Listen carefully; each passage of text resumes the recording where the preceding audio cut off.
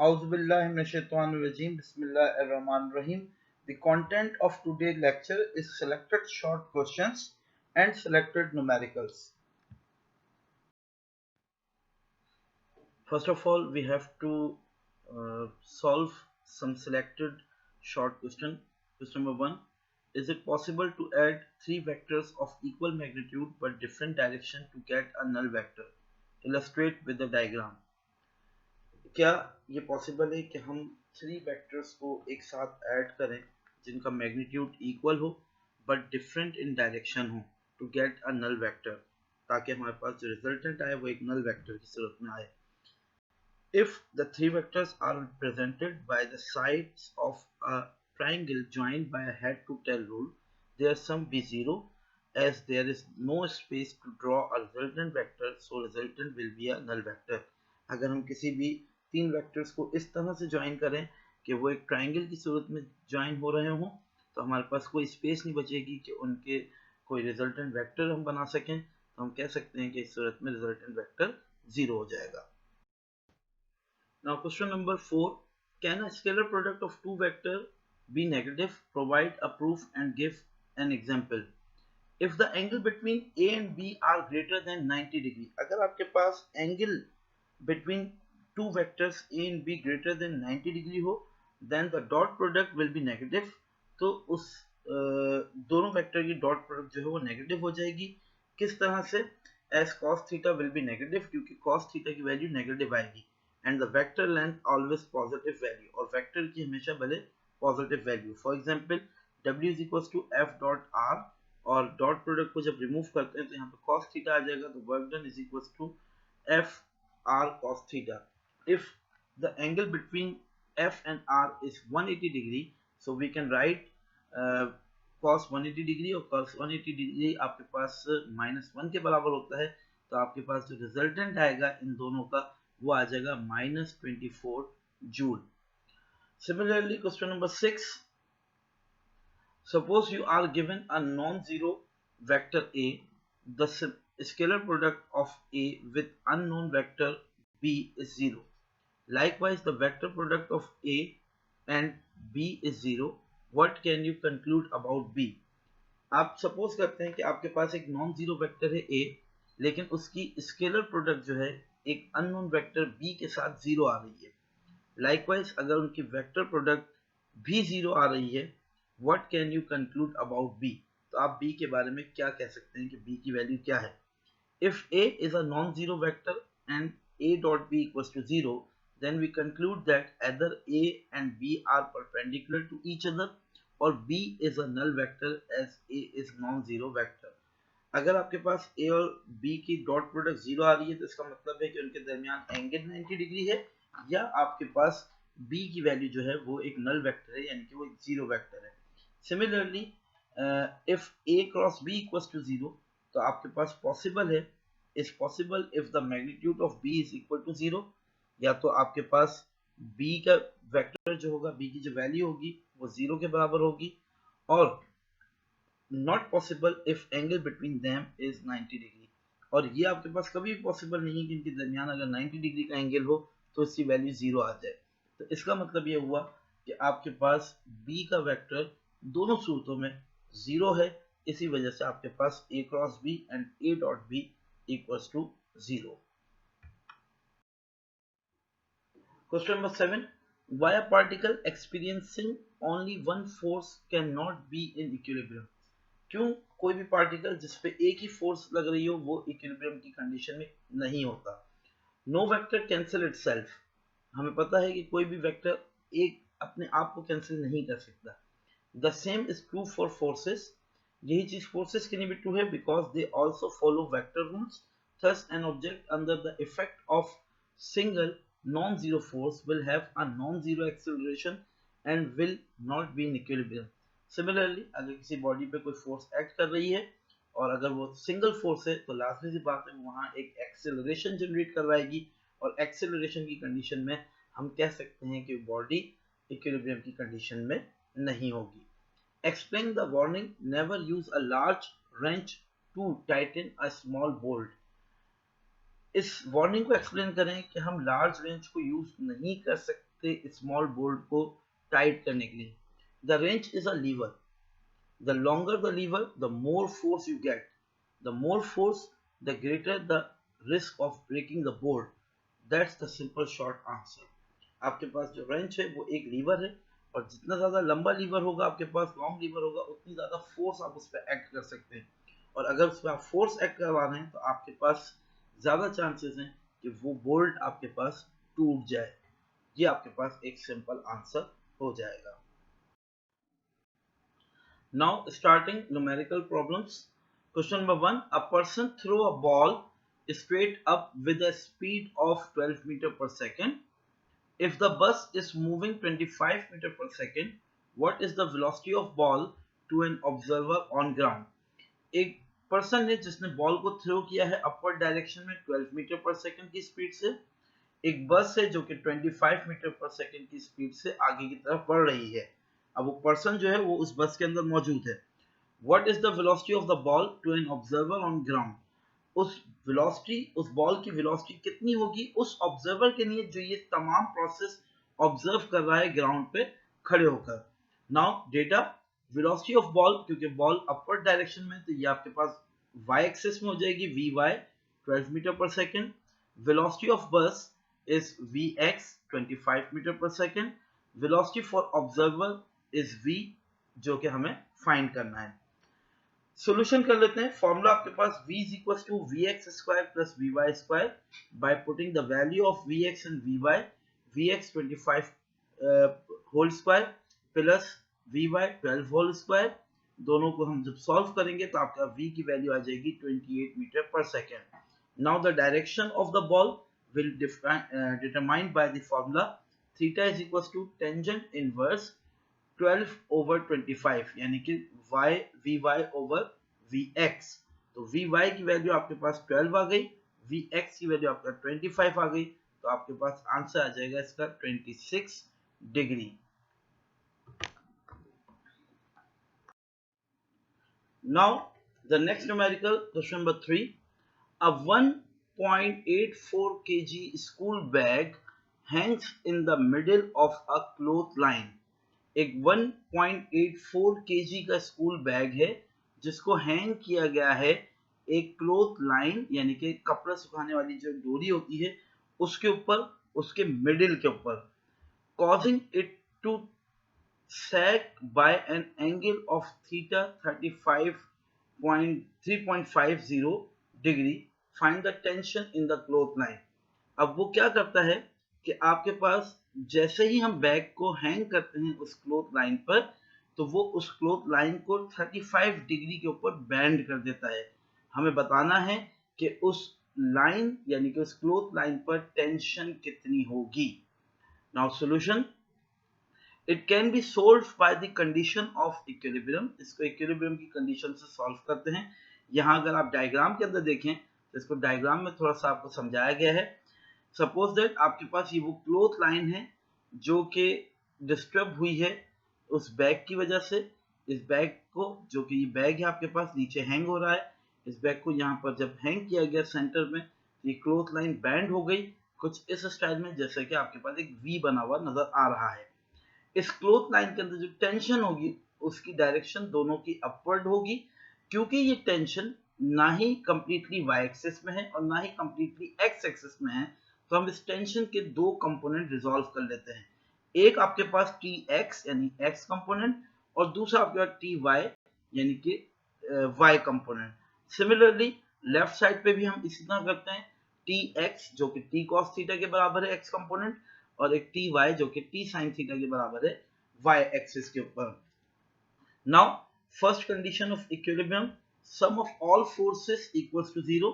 So sum of all forces on x axis equal to 0, यानी कि जितनी भी फोर्सेस x एक्सिस में लग रही होंगी उनका सम 0 के बराबर आएगा। तो x एक्सिस में आपके पास दो फोर्सेस हैं, एक आपके पास t cos थीटा ये जो कि राइट साइड पर है, एक t cos थीटा ये जो कि लेफ्ट साइड पे आपके पास मौजूद है। दोनों क्योंकि अपोजिट डायरेक्शन में है तो both forces will cancel each other. तो आपके पास जो इक्वेशन बनेगी t cos theta is equal to t cos theta और इसको हम इक्वेशन 1 का नाम देते हैं और इसका आंसर हमारे पास 0 आएगा। Similarly sum of all forces in y axis must be equal to 0। अब y एक्सिस में तमाम फोर्सेस को देख लेते हैं। तो y एक्सिस में आपके पास ये दो फोर्सेस हैं, एक t sin theta upward direction में और दूसरा राइट साइड पे t sin theta upward direction के अंदर। जब ये दोनों एक ही डायरेक्शन के अंदर मौजूद हैं तो हम इन दोनों को ऐड कर लेंगे, तो आपके पास total t sin theta plus t sin theta minus M g is equal to 0। ये जो माइनस एम जी है ये बेसिकली वो वेट है जो कि इस बॉक्स का होगा जो कि डाउनवर्ड एक्ट कर रहा है। तो यानी कि हमारे पास यहाँ पे तीन फोर्सेस हैं, दो फोर्सेस वो जो कि अपवर्ड डायरेक्शन के अंदर हैं और तीसरी फोर्स वो जो कि डाउनवर्ड डायरेक्शन के अंदर मौजूद है। अब ये जो डाउनवर्ड डायरेक्शन के अंदर फोर्स है, क्योंकि ये इन दोनों फोर्सेस के अपोजिट डायरेक्शन में है, इस वजह से हमने इसे यहाँ पे नेगेटिव साइन के साथ मेंशन कर दिया। तो t sin theta plus t sin theta minus M G equals to 0। t sin theta और t sin थीटा को हम ऐड करेंगे तो ये हो जाएगा 2t sin theta is equals to, यहां से हम mg को इक्वल के इस तरफ ले गए तो मास ऑफ द बॉडी जो था या बैग जो था 1.84, g की वैल्यू 9.8 इक्वल के इस तरफ ले गए तो ये पॉजिटिव हो गया आपके पास। ये वैल्यू आपके पास 2t sin थीटा की वैल्यू 3.50 डिग्री आपके पास मौजूद थी, वो यहाँ पे मौजूद है। दोनों को हमने जब सॉल्व किया दोनों साइड्स को, तो सॉल्व करने के बाद हमारे पास जो टेंशन आई वो आ गई 148 Newton. Question number 5. Vector F having a magnitude 5.5 Newton makes an angle 10 degree with x-axis, and vector R with magnitude 4.3 meter makes 80 degree with x-axis.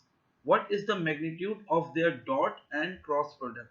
दो वेक्टर्स हैं, एक है आपके पास F और एक है R।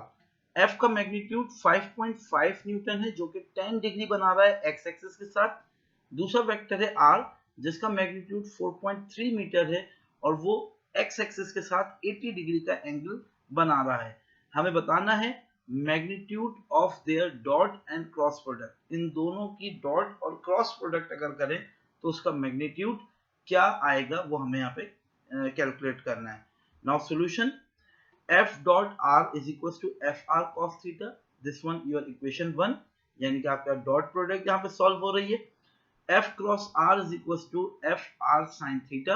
This is your equation 2 and this is the formula for the cross product or vector product between two vectors. यहाँ आपके पास अगर इसी को डायग्राम में देखें तो वेक्टर F जो कि 10 डिग्री का एंगल बना रहा है, वेक्टर R जो कि 80 डिग्री के एंगल के ऊपर मौजूद है इस x एक्सिस के साथ, यानी कि हमने इसको x एक्सिस के पैरेलल बनाया है। नाउ इन दोनों का अगर डॉट प्रोडक्ट करें तो उसका जो मैग्नीट्यूड आपके पास यहाँ पे नजर आ रहा है वो मैग्नीट्यूड उसके रिजल्टेंट का क्या होगा वो हमें यहाँ पे फाइंड करना है। यहाँ पर आपके पास, क्योंकि अगर आपके पास दो वेक्टर्स गिवन हो तो इन दोनों वेक्टर्स को एक ही प्लेन के ऊपर फाइंड करने के लिए इन दोनों का डिफरेंस हम फाइंड कर लेते हैं। In plane more than one angle is given, so theta 2 minus theta 1 equal to theta, so 80 degree minus 10 degree equals to theta and theta becomes 70 degree. Now putting the values of given values and theta in equation 1 and 2, we get f dot r is equals to 5.5 multiplied by 4.3 multiplied by cos 70 degree, which has become 8.1 Newton meter, and f cross r 5.5 multiplied by 4.3 multiplied by sin 70 degree, which is 22.2 Newton meter.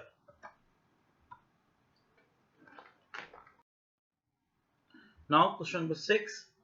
The magnitude of dot and cross product of two vectors 6 radical 3 and 6 respectively, यानी कि magnitude of dot और cross product दो vectors के दरमियान, एक आपके पास 6 radical 3 है जो कि डॉट प्रोडक्ट का आया है और क्रॉस प्रोडक्ट का आपके पास 6 है respectively.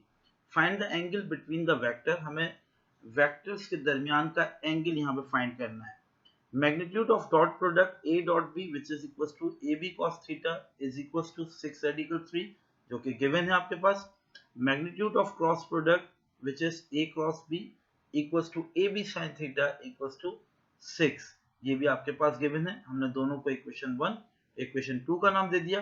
To find the angle between vectors A and B, divide equation 2 by equation 1। Equation 2 को इक्वेशन 1 से डिवाइड कर दें तो आपके पास ए बी और A B sine theta A B cos theta is equals to 6/6 radical 3। A B से A B cancel, 6 से 6 कैंसिल, sine theta over cos theta ये आपके पास बराबर आ जाता है टेंजेंट थीटा के। So tangent theta is equals to 1/रेडिकल 3। नाउ टेंजेंट को जब इस तरफ लेके जाएंगे तो ये हो जाएगा इनवर्स, तो theta is equals to tangent inverse 1/रेडिकल 3 और आपके पास आंसर आ जाएगा theta is equals to 30 degree. Now next numerical, question number 8. A 4-meter long uniform ladder with weight of 120 Newton leans against a wall making 70 degree above a cement floor as shown in figure. Assuming the wall in frictionless, but the floor is not, determine the force exerted on the ladder by the floor and the ball. आपके पास एक ladder है जिसकी length आपके पास 4 metre है, ठीक है। इस ladder के ऊपर जो वेट की फोर्स है, यानी कि इस लैडर के ऊपर जो वेट है इस लैडर का, वो आपके पास 120 न्यूटन है जो कि डाउनवर्ड डायरेक्शन में है। इस लैडर को एक वॉल के साथ रेस्ट की कंडीशन के अंदर रखा गया है, तो ये जिस रेस्ट की कंडीशन में इस वॉल के साथ मौजूद है, ये इस वॉल के साथ एंगल बना रही है 70 डिग्री का। अब आपके पास आपको बताना है कि इस वॉल और इस फ्लोर की वजह से इस पे क्या क्या फोर्सेस एक्ट कर रही होंगी या कितनी कितनी फोर्स एक्ट कर रही होंगी।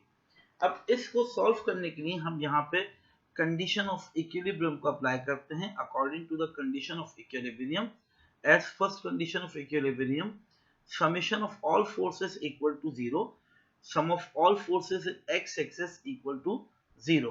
यानी कि सबसे पहले हम देखेंगे कि तमाम की तमाम फोर्सेस जो x एक्सिस पर अप्लाई हो रही हैं वो 0 होनी चाहिए। अगर आप यहाँ देखें तो x एक्सिस में इसके पास दो फोर्सेस एक्ट कर रही हैं। एक आपके पास x एक्सिस में FH जो कि इस डायरेक्शन में है, और एक इसके अपोजिट फोर्स होगी FW जो कि अपोजिट डायरेक्शन में यहाँ पर होगी। तो FH is equals to FW, ये इक्वेशन 1 हो जाएगी जो कि 0 के बराबर होगी। Now summation of forces in y axis equals to 0। Fn आपके पास W के बराबर हो जाएगा, यानी कि जो वर्टिकल फोर्स है आपके पास यहाँ दो फोर्सेस हैं, एक अपवर्ड डायरेक्शन में है और दूसरी आपके पास वेट के इसके अगेंस्ट जो कि डाउनवर्ड डायरेक्शन में है। तो Fn is equals to 0 और Fn becomes 120 न्यूटन, क्योंकि आपके पास वेट की वैल्यू 120 न्यूटन गिवन है। Now according to the second condition of equilibrium, summation of all torques equals to 0। जितने भी टॉर्क्स इसके ऊपर एक्ट कर रहे होंगे वो 0 के बराबर होंगे। Sum of clockwise moments is equals to sum of anti clockwise, यानी कि आपके पास जितने भी मोमेंट्स या टॉर्क्स जनरेट होंगे क्लॉकवाइज और एंटी क्लॉकवाइज वो दोनों एक दूसरे के इक्वल होने चाहिए। तो हम जब एक दूसरे के इक्वल करने की बात करते हैं तो हम कहते हैं कि sum of all clockwise and anti clockwise torques equals to 0। अब यहाँ पे जो आपके पास दो टॉर्क्स जनरेट हो रहे होंगे वो इससे पहले डायग्राम में आपने देखा है, जिसको मैंने आपके पास शो किया है कि आपके पास किस तरह से टॉर्क्स जनरेट हो रहे हैं।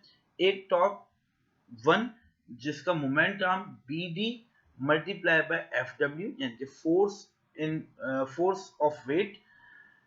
सिमिलरली सेकंड जो है आपके पास वो एंटी क्लॉकवाइज टॉर्क है जो आपके पास नेगेटिव होता है। ये टॉर्क आपके पास जनरेट होगा AE, यानी कि moment arm AE multiply by weight से, जो कि 0 के बराबर होगा।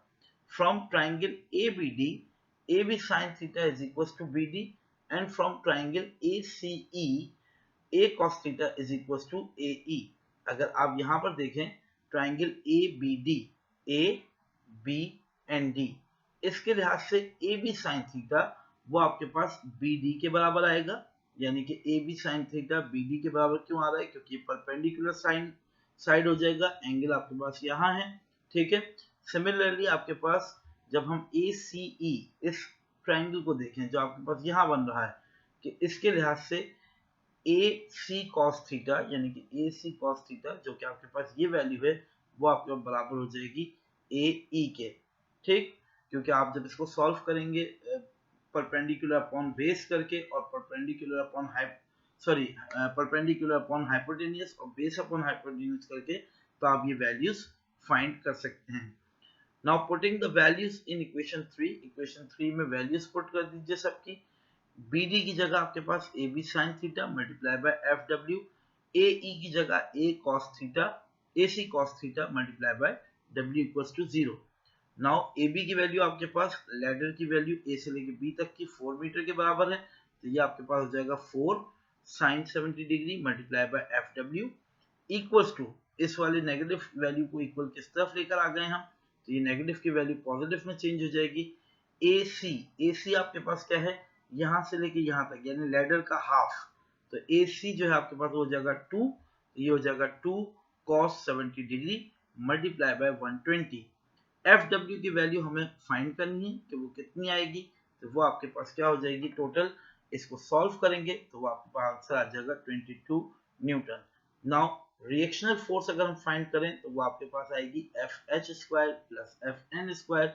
एफ एच की वैल्यू 22 थी, इसका स्क्वायर कर लीजिए, एफ एन की वैल्यू 120 थी, इसका स्क्वायर कर लीजिए, तो आपके पास रिजल्टेंट फोर्स आ जाएगी 122 न्यूटन। और एफ डब्ल्यू या एफ एच जो कि आपके पास वहां पे मौजूद थी, क्योंकि एफ एच आपके पास बराबर था एफ डब्ल्यू के, हमने जो इक्वेशन 1 फाइंड की थी उसके लिहाज से, वो आपके पास 22 न्यूटन आ जाएगी।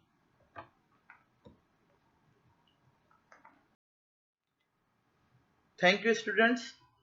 This is the end of your chapter number 2. If you feel any problem or if you have any query, then ask me on my WhatsApp number and through Google Classroom. Thank you again.